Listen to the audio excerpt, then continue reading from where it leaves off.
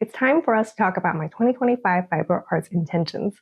My name is Amy Scher, and here I share all about my crafting in the fiber arts world. I knit, spin, weave, and do a little bit of sewing, and I'm so excited to share all about the things I'm excited about for 2025 with you. So if you'd like to find out all about my making plans as a knitting pattern designer and general fiber artist, keep watching.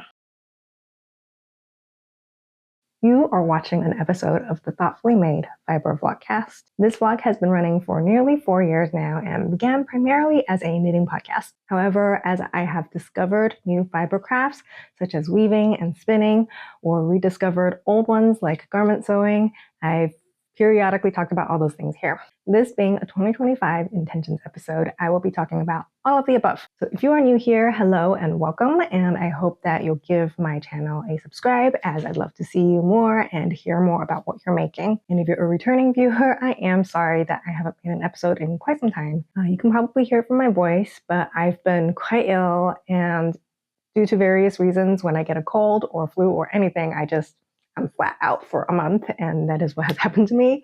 So I am back with a new year, feeling much more like myself and ready to dive in. Before we jump in, I'd really appreciate it if you give this video a like and leave a little comment about what you're intending this year for your making practice. This really helps my work get seen. All right, without further ado, let's jump into my 2025 making plans for this year. So in my day-to-day life, my professional life is kind of steeped within that knitting designer world. I spent a lot of time creating, a lot of time marketing, making social media posts, creating content like this, doing education, writing blogs. And it turns out that I don't have a lot of time to knit for fun. And this has become somewhat of a problem. Because I spent all of my knitting time doing deadline-oriented knitting, I don't get a lot of time to explore. I don't get a lot of time to deviate from a pattern I've already written and possibly even tech edited. So I don't get to explore new techniques or shaping mechanisms unless I've already written it. It gives me very little room to learn new things and explore new things and maneuver, knit other people's patterns, and most importantly, it gives me basically no time to knit for my kids. So this year, one of my big making intentions is I'm going to be more disciplined about making time to craft for myself and my family, and I'm committing to doing at least one knitting project per quarter that is not work knitting. Currently, I have on the needles a child-size pair of the cafe socks, which I released last year, and that is for my daughter. I intended it to be done by Christmas, but again, I was terribly sick, so I didn't get that done. And then the other thing I am making is a pair of leg warmers. Here are the leg warmers that I have currently on the needles. They are housed in this little basket bag that I have, which I stole from work. And by work, I mean amyschermakes.com. So I am looking on the lovely ribbed leg warmers, and oh my gosh, I won't able to in the phone. Lovely ribbed leg warmers by Purl Soho, and I am working the 4th size out of, I believe, 6. And I'm just going to straight up tell you it's too big for me, and I should have gone down a size. However, I already knit this entire super long 29-inch leg warmer, and I'm just not willing to reknit it. And when I'm not knitting for work, I'm a lot less finicky or a lot less diligent about sizing. So you'll also find that this is a pattern where I just like YOLO knit something and then it doesn't fit. That is a thing I do in my personal life sometimes, just like everybody else. Because it's a rib structure, it stretches out to be very loose. So while it does go onto my leg pretty comfortably, it does kind of want to slide off. So my solution to this is that I have purchased 1/4-inch swimwear elastic. Oh my gosh, it's like a whole nest. So my solution for this is that I have purchased this terrible nest of 1/4-inch elastic that is designed for swimwear, and it's one of those like invisible elastics. And I've just threaded it through the top, just in like a straight line in a running stitch so that it will not stretch beyond what I need. And the reason I have made these leg warmers is, and I think I shared this in a previous episode before, but it's worth saying that I am making these leg warmers because I have a bum, leg, and ankle, and I get injured very easily when it comes to the cold season, which is right now. So as a result, I really need something that keeps my legs warm. If I'm wearing like a leotard and tights for my ballet class, I just need leg warmers. And in fact, I probably only need one leg warmer for the one bum leg I have, and the other one would be fine. But it's really weird to have only one leg warmer. So here I am making a pair. So I am currently kind of a third into the second leg warmer. And it's going pretty well, other than the sizing issue that we had. And I'm confident that the elastic will resolve the issue. So that is my knitting project for Q1. If you want to find out more about the project details, I will put the yarn and the pattern, everything in the description box. So this pattern is written for a combination of like a lace weight mohair fluffy yarn plus a sports weight fingering weight yarn. And I have selected Baby Paca by The Wandering Flock. The reason I chose this base is because it's non-superwash, and for something like dance, I really want a degree of recovery and stretch, and I don't want it to be saggy and weird. It does have quite a bit of alpaca in it, which is kind of like a negative for the recovery and bounce aspect, but huge positive for the warmth. Alpaca fibers are hollow, so they hold a lot of air and are very insulating. So I'm hopeful that this combination will give me lots of warmth, but also enough recovery. I am using the colorway Rose Gold, which is this gorgeous, kind of like a neutral millennial pink, powder pink. And it has these lovely golden sparkles in it. And my goal for the color selection is absolutely, it has to go with everything I own. And it's kind of close to like the ballet slipper color. So I think that's going to work with most of my ballet outfits.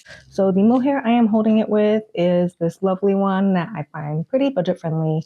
It is by Knitting for Olive, responsibly made mohair. I think it's called the Soft Silk Mohair base in the colorway Soft Rose. So I believe I have had a pattern worked up from this yarn before, but I've not actually worked with it myself because that was a sample that I sent to a sample knitter. So I'm really very glad that I get to explore these two yarns and try them out together and work on these leg warmers, despite how bad my second sock syndrome is right now. By the way, I am wearing my latest knitting pattern. It is called the Mariner Sweater, and it is a modified drop shoulder.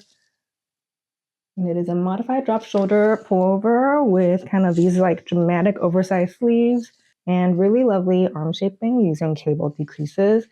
I love these visible decreases. They're just so pretty. And then this kind of generous neckline, as well as this optional contrast button band with a little bit of this contrast color peeking through. And of course, it's striped all over.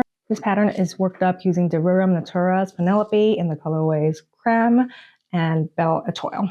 So the next piece of work in progress I have going on is in this little basket here. So as I said earlier, my first knitting intention this year is to work more on personal projects and do a lot of personal education. I find that things I learn in sewing and in weaving about garment structure and fabric structure also translates to my knitting pattern design. So it's incredibly useful to my life, and I want to give myself the time to learn new things. So that said, I have had a hell of a time managing my chronic pain over the last few years. So I have a bit of a bum hip that dates all the way back to high school when I popped it slightly out of socket while dancing in dance class. And over the years, it's kind of been okay. But as I'm approaching my 40th year, it's turned into kind of like a bum knee and bum ankle and bum hip situation all the way down that one leg. As I said earlier, it gets injured easily. And a little bit over a year ago in October 2023, I really injured it and couldn't walk or dance or anything for quite a little while without significant, like huge amounts of pain. So luckily around that time, my friend and assistant Symphony was going to Rhinebeck and she purchased a Daedalus electric wheel for me, and which was very fortunate because those can be kind of difficult to get your hands on. I did make a review for it, and I'll link it over here if you're interested in watching that review. But long story short, ever since then, I've been basically an electric wheel spinner. However, I really miss the tactile feeling of making the twist with my hands and my feet, and just everything about treadle wheel spinning makes me so happy. I've been a wheel spinner since 2020, but I did do 2 years of drop spindling exclusively using like a single drop spindle, like an Ashford student drop spindle, all the way back starting in 2018. And then once I got my first wheel on Ashford Traditional, I never looked back again. And I became exclusively a wheel spinner. However, my chronic pain does mean that I need to manage things differently, and I can't treadle for very long now. 15, 20 minutes is about all I can do at a time. And naturally, this makes spinning very difficult. So I've gone back to older and more traditional ways of spinning. So recently I've fallen in love with support spindles, which has been a super fun adventure. The learning curve is quite deep. I think I shared about support spindling using the Goddess or Pang style spindles a while back, like 2 years ago, and I just didn't get on with it. It felt awkward and I never picked it up. And a friend suggested I try these Tibetan style. A friend suggested that I try Tibetan style spindles, and that is what I have purchased. So here I have 2 Tibetan style spindles. Both of them are by Woodland Woodworking, and both of them are the simple styles that they make for pre-order. This one, I believe, has a whorl made from Purple Heart wood, which I'm really falling in love with in spinning products. I just love Purple Heart generally. And then this one, I believe, is Indian rosewood, and this is their bead style. So here's the mushroom style. So here's the mushroom style. Oh my gosh, let me get out of frame here. So here's the mushroom style, and here is the bead style. They spin very similarly, even though the bead style, now that I'm looking at it, the bead style does have like a thinner shaft, so theoretically it goes a little bit faster. I have ordered a third Woodland Woodworking support spindle because I love these 2 so much, and I really want to explore more support spindling. So I feel like I'm the last person on the planet to realize this, but recently I realized that I can spin all my singles using support spindles and then ply them on my wheel, which takes hardly any time at all. So that way I can still make my singles in like a very manual, very deliciously hands-on kind of way. I can even make these singles while on the go and on the move, traveling, while camping, whatever. And then when the singles are done, I get to wind it off onto weaving bobbins. So my plan has been to split each nest of fiber that I'm working on into 2, spin them onto a single spindle like this, half and half, and then when it's done, I weave them off onto little weaving bobbins using my weaving supplies like this. And then I get to enjoy my Kromsky Symphony wheel, which is delightful because I really haven't gotten to enjoy wheel spinning in a really long time. So this is an exciting discovery. I am spinning some stickle bats by Inglenook fiber. These are little 1/2 to 1 ounce little bats that Inglenook makes up, and they come in the most beautiful range of colors. Nobody blends colors like Inglenook fibers. The set I am working on right now is the 12 Dancing Princesses, which they released last month. Here is what one of the little nests looks like. I love all the complexity and colors in it, and it just works up really beautifully. The fiber content for this one is Corriedale fleece, which I believe is from Rupert's Corriedale, the farm. And then it also has some merino top, silk, and silk noil in it. So this is a beautiful, lovely set for me to practice on, and I'm so pleased with it. Here are 2 of the completed nests that I spun up on my support spindles and then plied on my Kromsky Symphony. They turned out so beautifully, and I'm excited to finish the rest. I will try to insert a little bit of vertical footage over here that I filmed all about the support spindling so you can see how it looks in action. And in this video, I am using a beautiful little support spindle ball by Mango Asho. I believe they are on Etsy. It has these beautiful inlaid wood parts that are so lovely. And you can see in the back, it has been signed by them 2022, which is when I first tried to pick up support spindling, and then it didn't take. It has these beautiful little carved grapevines on the side. It brings me so much joy while I'm spinning when the tools I'm using feel like usable, useful works of art. So inspired by this project and the discovery that I can spin on a spindle and then ply on my wheel, and I can enjoy creating my singles still in a very slow, very intentional and thoughtful way, and then still enjoy my symphony from time to time in small spurts of plying. And inspired by all of that, my second intention of 2025 is that I'm going to manage my chronic pain better. So in the past, when I have a chronic pain flare-up, sometimes it can reverberate all the way to my arm, and then I'm like laying in bed, playing Mini Metro on my phone, and then doom scrolling and not doing anything. But this year, I'm going to be a lot more intentional about protecting my body parts so that I don't have flare-ups like that, and rotating through different methods of doing my crafts, such as support spindling, drop spindling, all of these things to minimize the impact on my body from any one craft. So one thing that I've had to do, which serves both goal number 1, which is make more time for personal crafting, and goal number 2, which is protect my body, I am going to be knitting very few samples myself this year.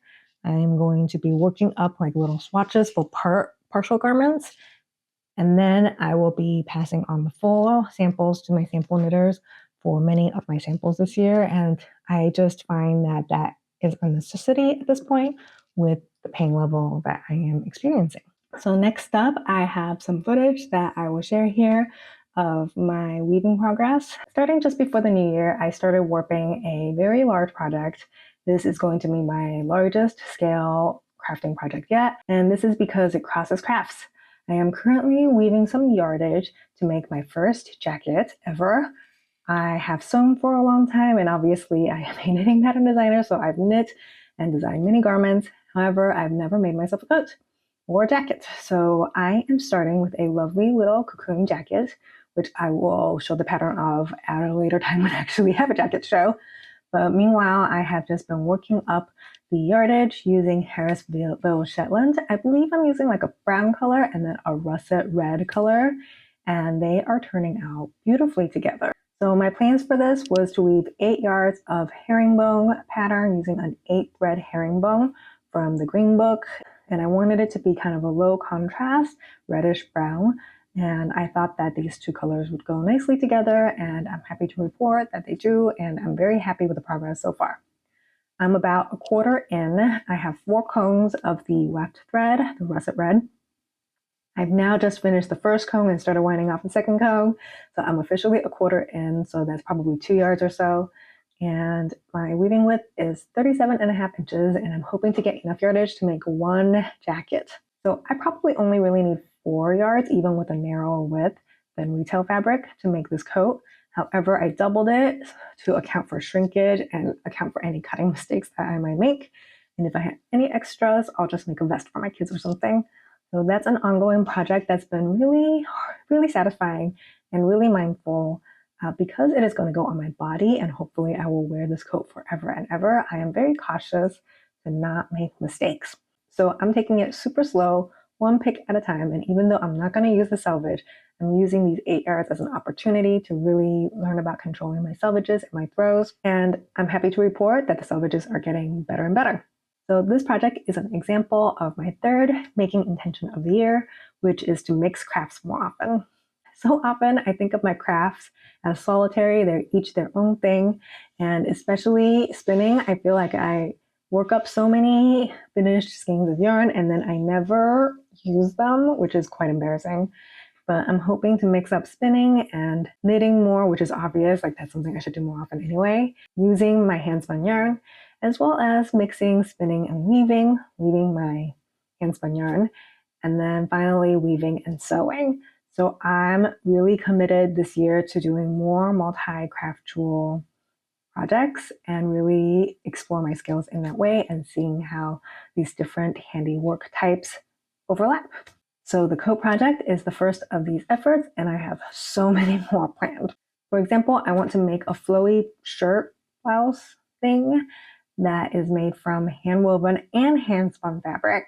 So that is probably going to be like the next big wearable project on my list when it comes to weaving. But first, I got to get through this one first. So we're not gonna get ahead of ourselves. So finally, my last knitting intention is to make more community. Because I moved to St. Louis in 2021, I really didn't get out much. We would just hunker down at home a lot of the times, trying to avoid being sick because, again, every time I get sick, I'm wiped out for like months, if not more. So I really haven't put down roots here and made a lot of friends here. Most of my community is really back home in Los Angeles, and this year I've really committed to making more community, not only in person, but online as well. My online following, especially on Instagram, has grown to a size where I feel like I don't really know each individual person anymore. And that's normal and good and to be expected. However, this year I plan to try to explore more opportunities to meet folks where they are. To that end, I have done 3 things. First, I have joined my local weaving guild, and I came to that decision while making this little project of hand towels. My local weaving guild, the St. Louis Weaving Guild, is a very vibrant and very large guild full of fiber artists, and they have study groups for all kinds of weaving, as well as knitting and spinning and garment sewing. So it's been really exciting to meet other fiber artists in the area. I'm trying to stay active and engaged and go to as many of the meetings and study groups as I can. The second thing that I am doing to take steps towards making more community is that I will be vending with my local guild at the Midwest Weavers Conference, which is in June. It happens to be here in St. Louis, and the Amy Sure Makes shop will be there. I will be stocking primarily knitting and spinning materials, anywhere from yarn to fiber to spindles and all of these things. And I have a few things coming down the pipeline to prepare for this that I'm really excited about, and new vendors that I'm going to add to the shop. So please keep an eye out for that. And finally, the third thing I am doing to make more community is that I am doing one more event. I generally don't teach and don't go to events because I'm a homebody and traveling is hard when you have 2 young kids. And each year I try to do no more than one. But since I skipped last year and did no events last year, I figured I could squeeze in one more this year. I will be teaching at and attending the Unwind Fiber Retreat in Kansas City, Missouri. That's coming up in March, and I am teaching 2 sessions of a Fit 101 class, as well as one session over 2 days, one class over 2 days of sock knitting 101 classes. I am quite aware that teaching and meeting knitters in real life can teach me a lot. I learn a lot about what people are looking for and their pain points and what they're struggling with in their craft when I see them in person, and especially when I teach them. So I'm really looking forward to this experience. I'm really looking forward to talking to some of you and getting to know you a little bit better. So in summary, my making intentions for 2025 are make more time for personal knitting, to protect my body, and to work with my chronic pain rather than against it more, especially by being multi-craftual and switching methods and crafts throughout the day. And thirdly, I'm going to be combining different crafts into major projects and try to explore that a little bit more. And fourthly, making more intentional community in person. If you have made some goals and intentions regarding 2025, I would love to know about one of those things or more. Please tell me all about it in the comments below. I hope that you have enjoyed this video and that it has given you some inspiration for how you'd like to shape the rest of your year in your making practice. If you like this video, I would love it if you could give it a like, leave a comment, subscribe, all of these things so that you can see more videos from me. Thank you so much for watching, and hopefully I'll see you very soon and it won't be a very long wait like it was last time. Have a great day, and I'll talk to you soon.